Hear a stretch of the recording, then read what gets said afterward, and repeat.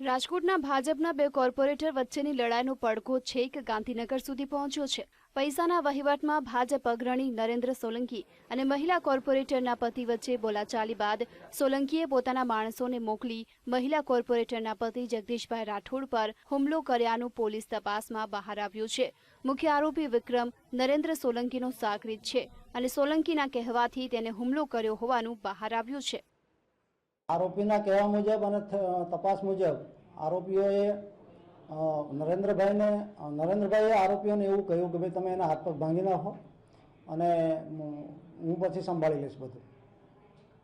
પછીથી શું આ લોકો સામેથી રજૂ થયા છે કેવી રીતે રજૂ હાલ આપણે કોર્ટ પાસેથી શું મામલો? આરોપીઓ ગુનો કરી મુંબઈ પર નાસી ગયેલા અને નરેન્દ્રભાઈના કહેવાથી જ પાછા અહીંયા રજૂ થયા છે। નરેન્દ્રભાઈના વોટ્સએપમાં ફેસબુકમાં ખરાબ લગતા એને હિસાબે અમે હુમલો કર્યો હતો। કોની ઉપર હુમલો? જગદીશભાઈ રાઠોડ ઉપર। અને શું કીધું તું નરેન્દ્રભાઈ? આના બે પગ ભાંગી નાખવાના।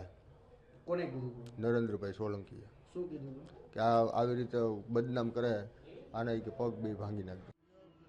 આરોપીઓએ પોલીસને કબૂલાતમાં પણ સોલંકીનું નામ આપ્યું છે, જેથી હવે સોલંકીની ધરપકડ મામલે હવે કોર્ટમાં મંજૂરી માંગવામાં આવશે। 3 માર્ચથી ભાજપ મહિલા કોર્પોરેટરના પતિ જગદીશભાઈ પર હુમલો કરવામાં આવ્યો હતો। તેમને ગંભીર હાલતમાં રાજકોટની ખાનગી હોસ્પિટલમાં ખસેડવામાં આવ્યા।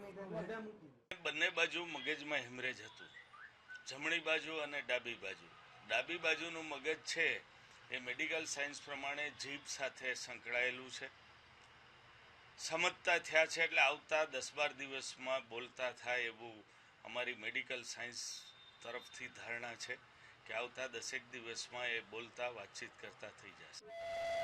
રાજકોટ પોલીસ નરેન્દ્ર સોલંકીની ક્યારેય પણ ધરપકડ કરી શકે છે।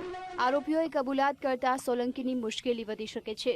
કેમેરામેન ઘનશ્યામ કાચા સાથે Parakramsinh Jadeja, bureau report, VTV news, Rajkot.